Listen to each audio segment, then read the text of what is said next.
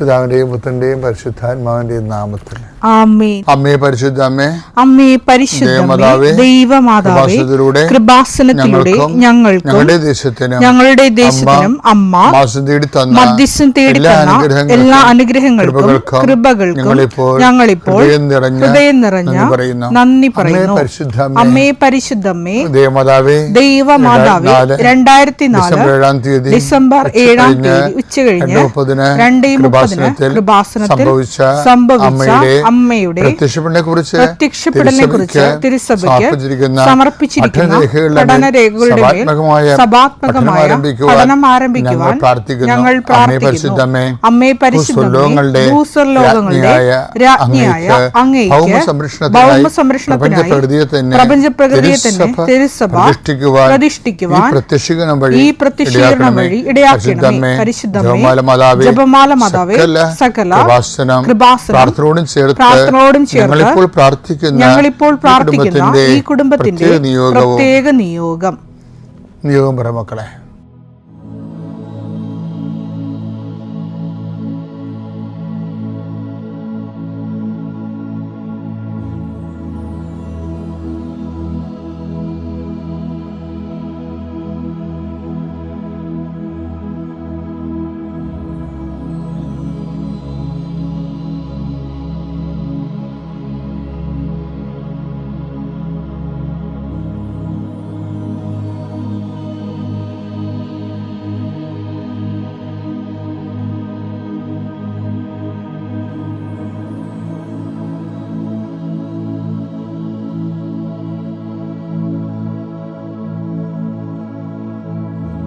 അമ്മയുടെ പ്രത്യക്ഷീകരണത്തിന്റെ ഈ അനുഗ്രഹവേളയിൽ ഞങ്ങൾക്ക് സാധിച്ചു തരുവാൻ കനിയണമേ. ആമേൻ. കർത്താവേ, നിന്റെ ഉന്നതമായ നാമത്തിന് സ്തോത്രം ചെയ്യുന്നു. കർത്താവേ, നിന്റെ വിശുദ്ധ പൗരോഹിത്യത്തെ മഹത്വപ്പെടുത്തണമേ.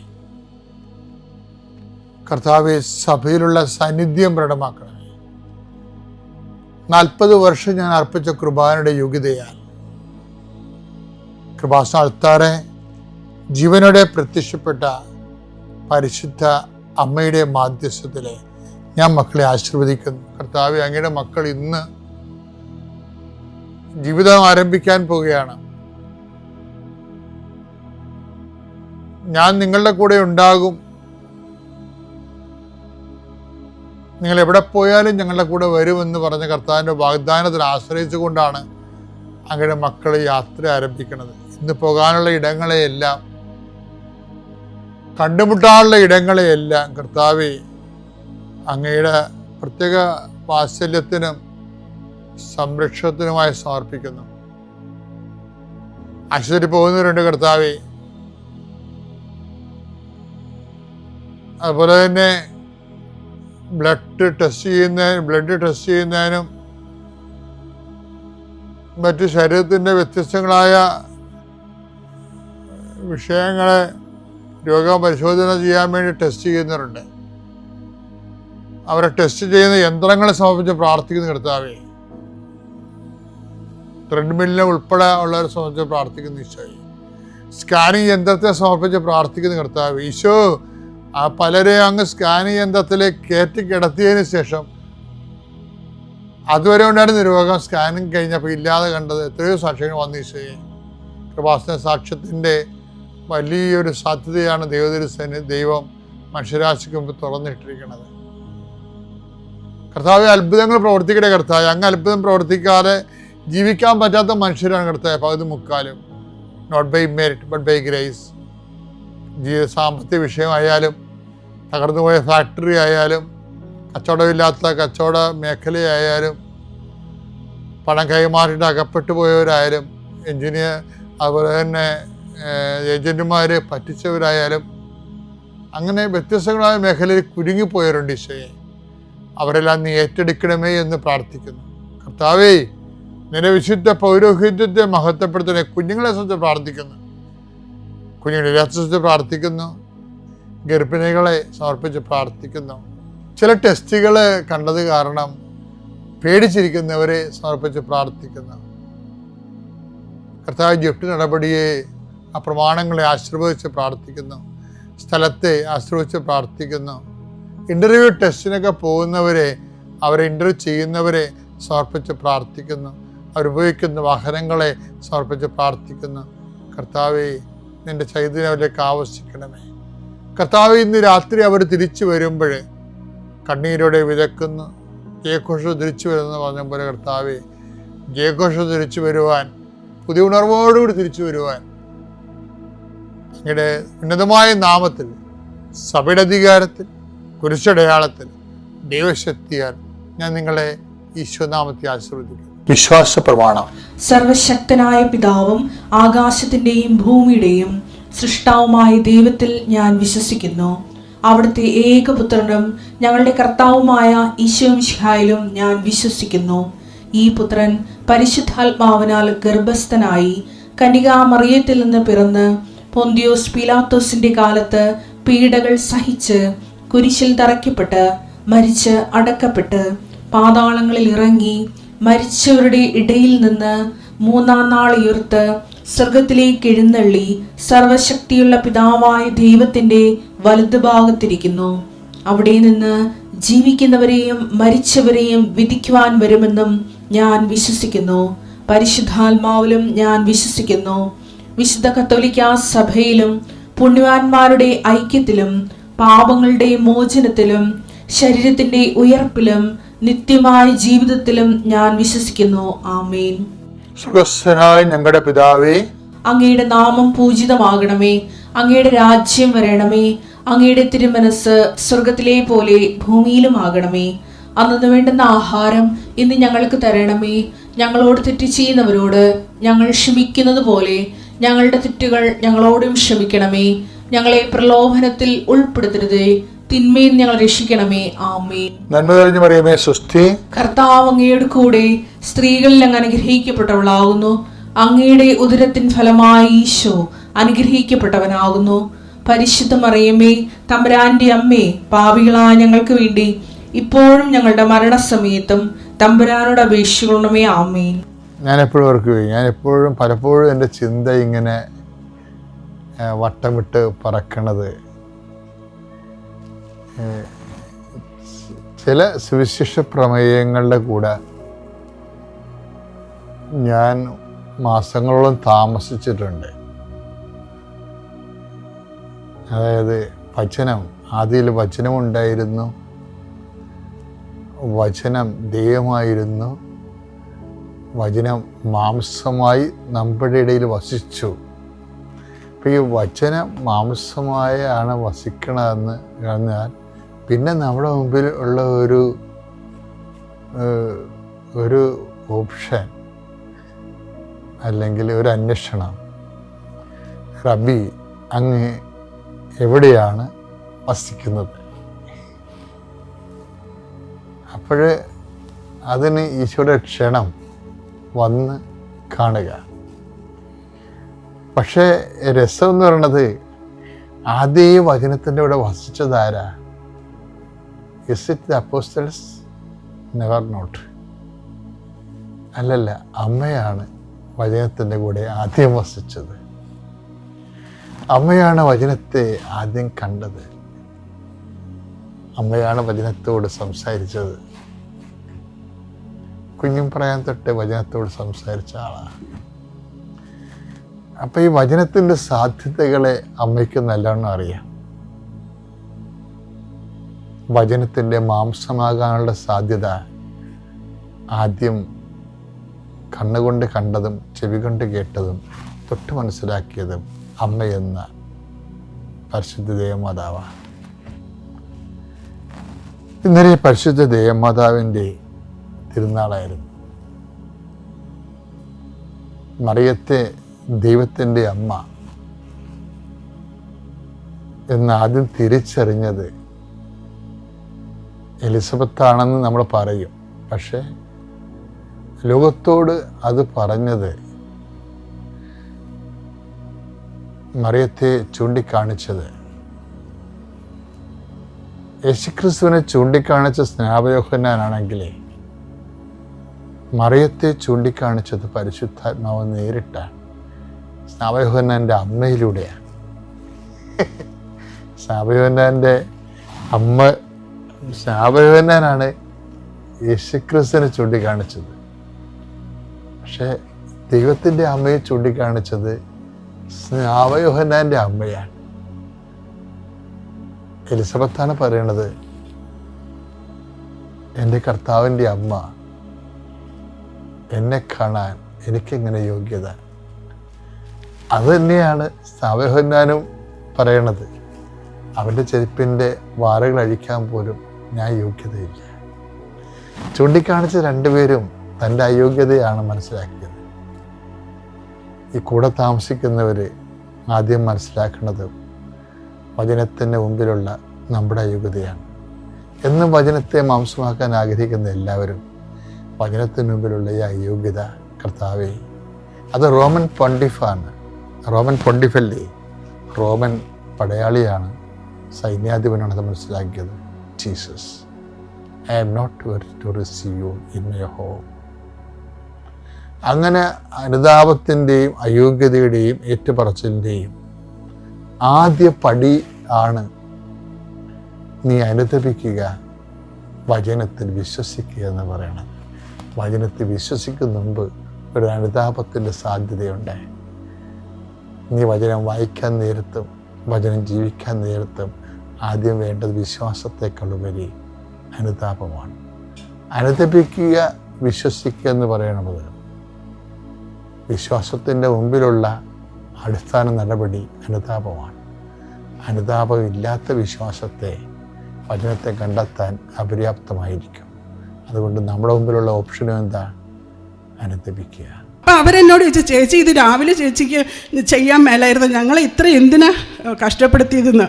അതാണ് പിന്നെ ഈ 2 വർഷമായിട്ട് ഇന്ന് വരെ കിണറ്റിൽ ഞങ്ങൾക്ക് വെള്ളം കുറഞ്ഞിട്ടില്ല. ഞങ്ങളുടെ ആവശ്യങ്ങൾക്ക് മൊത്തം ആ കിണറ്റിൽ നിന്നാണ് വെള്ളം ലഭിച്ചുകൊണ്ടിരിക്കുന്നത്. പിന്നെ എനിക്ക് ലഭിച്ച അനുഗ്രഹം എൻ്റെ മകളുടെ കല്യാണം. അവൾക്ക് 22 വയസ്സേ ഉള്ളായിരുന്നു. പഠിച്ചു കഴിഞ്ഞ് ഇറങ്ങിയ പാടെ ഞങ്ങൾക്കൊരു നല്ല കുടുംബത്തിൽ നിന്നൊരു ബന്ധം വന്നു. ഞാൻ എങ്ങനെയാണ് എൻ്റെ മകളെ വിടാൻ ഉദ്ദേശിച്ചത് അതുപോലെ ദൈവത്തോട് ചേർന്ന് നിൽക്കുന്ന ഒരു കുടുംബം. അപ്പം ഞങ്ങൾക്കത് വിട്ട് കളയാൻ തോന്നിയില്ല. എനിക്ക് പ്രാർത്ഥിക്കാൻ പോലും പറ്റാത്തൊരു സാഹചര്യത്തിലാണ് ഞാനിവിടെ വന്ന് ഉടമ്പടി എടുത്തത്. ഞാൻ മാതാവിനോട് കരഞ്ഞ് പ്രാർത്ഥിച്ചു, എൻ്റെ മകൾക്കൊരു നല്ല ജീവിതം കിട്ടാൻ. ഞാൻ ഇവിടുന്ന് ഉടമ്പടി എടുത്ത് ചെന്ന് എനിക്കൊരു ബാങ്കിൽ താൽക്കാലികമായിട്ട് ജോലി ഉണ്ടായിരുന്നു. അപ്പോൾ ഞാൻ പറയുന്നതിന് മുമ്പ് തന്നെ അവരെൻ്റെ സങ്കടം മനസ്സിലാക്കി അവരെനിക്ക് എത്രയാണോ പൈസ ആവശ്യമുള്ളത് ഇങ്ങോട്ട് ലോണായിട്ട് അനുവദിച്ച് തന്ന് ഞാൻ എൻ്റെ മകൾക്ക് എന്താണോ കൊടുക്കാൻ ഉദ്ദേശിച്ചത് അതിൻ്റെ ഒരിരട്ടിയും കൂടെ കൂടുതലായി കൊടുത്തുകൊണ്ട് കല്യാണം കഴിഞ്ഞ ആവശ്യത്തിന് പൈസ എൻ്റെ ഒരു ബാക്കി വന്നുകൊണ്ട് എൻ്റെ അമ്മ മാതാവ് ഞങ്ങളുടെ കുടുംബത്തെ സഹായിച്ചു. മൂന്നാമതായിട്ട് എനിക്ക് കിട്ടിയ അനുഗ്രഹം, മകള് കല്യാണം കഴിഞ്ഞ് 1 വർഷം കഴിഞ്ഞപ്പോൾ ഗർഭിണിയായി. അപ്പം ഗർഭിണിയായത് അവർക്ക് അറിയത്തില്ലായിരുന്നു. സംശയം തോന്നി ടെസ്റ്റ് ചെയ്തപ്പം ഗർഭിണിയാണ്. യൂട്രസിനുള്ളിൽ ആ സാക്കുണ്ട്, പക്ഷേ അതിനുള്ളിൽ കുഞ്ഞിനെ കാണുന്നില്ല. അപ്പോൾ ഡോക്ടർ പറഞ്ഞു 70% അബോർഷനായിട്ട് പോകാനാണ് സാധ്യതയെന്ന്. പക്ഷെ ഞങ്ങൾക്ക് ആ കുഞ്ഞിനെ വേണമായിരുന്നു. ഞങ്ങൾ മാതാവിനോട് ഞാൻ അന്ന് തന്നെ ലൈറ്റ് ക്യാൻഡിൽ പ്രയർ ഇട്ട് പ്രാർത്ഥിച്ചു. കുഞ്ഞുണ്ടായാൽ ഇവിടെ വന്ന് ഞാൻ സാക്ഷ്യം പറഞ്ഞാമ്പോഴൊന്ന് പ്രാർത്ഥിച്ച് ഞങ്ങൾ 2-ാം മാസം സ്കാൻ ചെയ്യുമ്പോൾ കുഞ്ഞ് അവിടെ തന്നെ ഉണ്ട്. പക്ഷേ പിന്നെ അവൾക്ക് പ്രസവിക്കുന്ന അന്ന് വരെ ഛർദിയായിരുന്നു. അതിനിടയ്ക്ക് ഷുഗർ വന്നു. 3-ാം മാസത്തെ സ്കാനിങ് ഞങ്ങൾക്ക് ചെയ്യാൻ സാധിച്ചില്ല. അപ്പം 4-ാം മാസത്തെ ബ്ലഡ് ടെസ്റ്റ് ചെയ്തപ്പോൾ കുഞ്ഞിനെ ഉണ്ടായാലും ആ കുഞ്ഞ് ഒരു 1 മണിക്കൂർ കൂടുതൽ ജീവിക്കാൻ സാധ്യതയില്ല. ന്യൂറൽ ട്യൂബ് ഇത് പ്രശ്നമുള്ള കുഞ്ഞായിരിക്കുമെന്ന് പറഞ്ഞു. ഞങ്ങളും ഒത്തിരി കരഞ്ഞ് പ്രാർത്ഥിച്ചു. ഞങ്ങളുടെ അടുത്തുള്ള ആവിലാസനത്തിൽ പോയി അച്ഛൻ്റെ കൈവച്ചു പ്രാർത്ഥിച്ചു. ഇവിടെ വന്ന് കുഞ്ഞുണ്ടായ സാക്ഷ്യം പറഞ്ഞ് നമ്മളൊന്ന് കരഞ്ഞ് പ്രാർത്ഥിച്ച് 5 മാസം വരെ ഞങ്ങൾക്ക് വെയിറ്റ് ചെയ്തപ്പോൾ ഞങ്ങളെല്ലാം സങ്കടം കൊണ്ട് തളർന്നു പോകുന്നൊരവസ്ഥയായപ്പോൾ 4.5 മാസമായപ്പോൾ അവൾക്കൊരു ലേബർ പെയിൻ വരികയും ഞങ്ങൾ ഹോസ്പിറ്റലിൽ കൊണ്ടുപോയി സ്കാൻ ചെയ്യുകയും ചെയ്തു.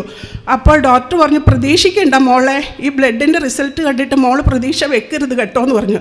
ഞാനും മോളുടെ ഭർത്താവും എല്ലാവരും കരഞ്ഞ് പ്രാർത്ഥിച്ച് സ്കാനിങ് റൂമിന് പുറത്ത് നിന്ന്. അപ്പോൾ സ്കാൻ ചെയ്തുകൊണ്ടിരിക്കുമ്പോഴും ഡോക്ടർ അവളുടെ മുഖത്ത് നോക്കി പറഞ്ഞു, മോളെ സങ്കടപ്പെടരുത് കേട്ടോ എന്ന്. പക്ഷേ സ്കാനിങ് ചെയ്തുകൊണ്ടിരിക്കുമ്പോൾ ഡോക്ടർ ചോദിച്ചു, ഇത് എന്ത് അത്ഭുതമാണ് നടന്നുകൊണ്ടിരിക്കുന്നത്, കുഞ്ഞിന് യാതൊരു കുഴപ്പവും ഇല്ലല്ലോ എന്ന് പറഞ്ഞു. അവൾ ഇറങ്ങി വന്ന റിസൾട്ട് പറയുമ്പോൾ ഞങ്ങൾ അനുഭവിച്ച സന്തോഷം ഞങ്ങൾക്ക് പറയാൻ സാധിക്കാത്തതാണ്. ഡെലിവറി സമയത്ത് ഒരുപാട് കോംപ്ലിക്കേഷൻ ഉണ്ടായിരുന്നു. പക്ഷേ ഡെലിവറി കഴിഞ്ഞ് കുഞ്ഞിനെ ഞങ്ങളുടെ കൈ കിട്ടിയപ്പോൾ ഒരു ഉണ്ണീശ ഞങ്ങളുടെ കൈ വന്നിരിക്കുന്നത്. ചിരിച്ചുകൊണ്ടാണ് ഞങ്ങളുടെ കുഞ്ഞ് ഞങ്ങളുടെ കൈകളിലേക്ക് വന്നത്. യാതൊരു കുഴപ്പമില്ലാത്ത ഒരു കുഞ്ഞിനെ തന്ന അമ്മ മാതാവ് ഞങ്ങളെ അനുഗ്രഹിച്ചു. പിന്നെ എൻ്റെ കാലിന് 1 വർഷമായിട്ട് മുട്ടുവേദന കാരണം എനിക്ക് വണ്ടിയിൽ കയറാനോ സ്റ്റെപ്പ് കയറാനോ ശരിക്കും ഒന്ന് നടക്കാനോ ഒന്നും പറ്റാത്ത അവസ്ഥയായിരുന്നു. അപ്പോൾ മോളുടെ ഡെലിവറി കഴിയുമ്പോൾ നോക്കാൻ ആരുമില്ല, ഞാൻ മാത്രമേ ഉള്ളൂ. ഞാൻ നടക്കുമ്പോഴും ഇരിക്കുമ്പോഴും മുഴുവൻ വിശ്വാസ പ്രമാണം ചൊല്ലി അമ്മ മാതാവിനോട് കരഞ്ഞു പ്രാർത്ഥിച്ചു, അമ്മേ ഞങ്ങൾക്ക് ആരുമില്ല, എൻ്റെ കുഞ്ഞിനെ എനിക്ക് നോക്കണമെന്ന്. പക്ഷെ ഡെലിവറി ഓപ്പറേഷൻ തിയേറ്ററിന് മുമ്പിൽ ഞാൻ വേദന സഹിച്ചാണ് നിന്നത്. പക്ഷെ കുഞ്ഞിനെ കൈ കിട്ടിക്കഴിയുമ്പോൾ അവൾ 2ാം നിലയിലും ഞാൻ താഴത്തെ നിലയിലുമായിരുന്നു. ഞാൻ കുഞ്ഞിനെ അവൾ ഓപ്പറേഷൻ തിയേറ്ററിൻ്റെ ഉള്ളിൽ കിടക്കുമ്പോൾ കുഞ്ഞിനെ പാല് കുടിപ്പിക്കാൻ ഞാൻ കയറി ഇറങ്ങുന്നുണ്ട്. പക്ഷേ ഞാൻ വേദന മറന്നുപോയി. ഇന്ന് വരെ അത് പിന്നെ ആ കുഞ്ഞിനെ എൻ്റെ കൈ കിട്ടിയതിന് ശേഷം ഞാൻ ആ വേദനയെപ്പറ്റി ചിന്തിച്ചിട്ടില്ല. ആ വേദന അമ്മ മാതാവ് എന്നിൽ നിന്ന് പൂർണ്ണമായിട്ട് എടുത്തു മാറ്റി. പിന്നെ എൻ്റെ അനിയത്തിക്ക് UK പോകാനായിട്ട് അവൾ 1 വർഷമായിട്ട് ട്രൈ ചെയ്യുന്നുണ്ടായിരുന്നു. അപ്പം സാമ്പത്തികമായിട്ട് ഒരുപാട് പ്രശ്നങ്ങൾ സഹിച്ചുകൊണ്ടിരിക്കുന്ന അവസ്ഥയിൽ അവൾക്ക് 2 ആഴ്ച കൊണ്ട് പെട്ടെന്ന് എല്ലാ കാര്യങ്ങളും നടന്നു കിട്ടി. അവളിവിടെ വന്ന് 3 പ്രാവശ്യം അമ്മയുടെ അടുത്ത് വന്ന് കരഞ്ഞു പ്രാർത്ഥിച്ചു. അപ്പം പോകുന്നതിൻ്റെ 2 ആഴ്ചയ്ക്കുള്ളിലാണ് 8 ലക്ഷം രൂപ കൊടുക്കണം. പൈസയൊന്നും നമ്മൾ കരുതി വെച്ചിട്ടുമുണ്ടായിരുന്നില്ല. പക്ഷെ ഞാൻ പറഞ്ഞു, നീ തളരണ്ട, അമ്മയല്ലേ നമുക്കുള്ളത്, നീ പോകുമ്പോൾ അമ്മ നിൻ്റെ കയ്യിൽ അത് വെച്ച് തരും. ആ പോകുന്ന അന്ന് അവൾക്ക് 1 ലക്ഷം രൂപ കൊടുത്തിട്ട് വേണം ഫ്ലൈറ്റിൽ കയറാൻ. പക്ഷേ അവർ ബാംഗ്ലൂരിൽ നിന്ന് ഫ്ലൈറ്റിൽ കയറാൻ പോവുകയാണ്, പൈസ കൊടുത്തിട്ടുമില്ല.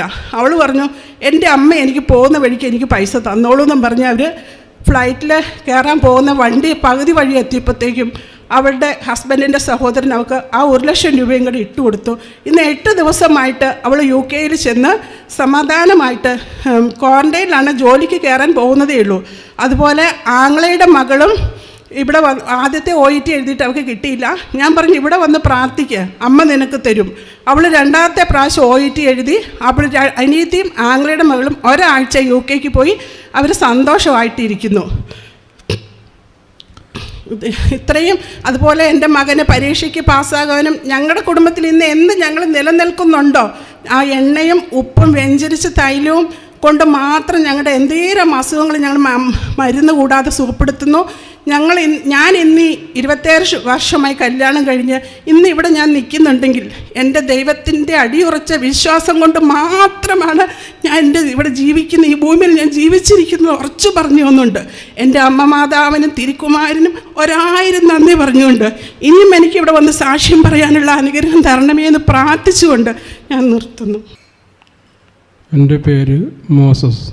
ഞാൻ വരുന്നത് കണ്ണൂർ ഡിസ്ട്രിക്റ്റിൽ ബക്കളം ഫാത്തിമ ദേവാലയത്തിലുള്ള ഇടവകയിൽ നിന്നാണ്. എനിക്ക് എൻ്റെ വീട് 10 വർഷമായിട്ട് പണിയാതെ മുടങ്ങിക്കിടക്കുകയായിരുന്നു.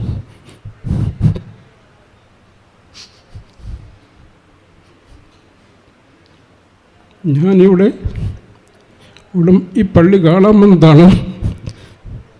പള്ളി കാണാൻ വന്നിട്ട് ഉടമ്പടി എടുത്തിട്ട് പോയി പ്രാർത്ഥിച്ചു. 2019 ഡിസംബർ മാസമാണ് ഞാൻ ഉടമ്പടി എടുത്തത്. 2020 ഡിസംബർ മാസം എൻ്റെ വീട്ടിൽ പണി തീർന്നു.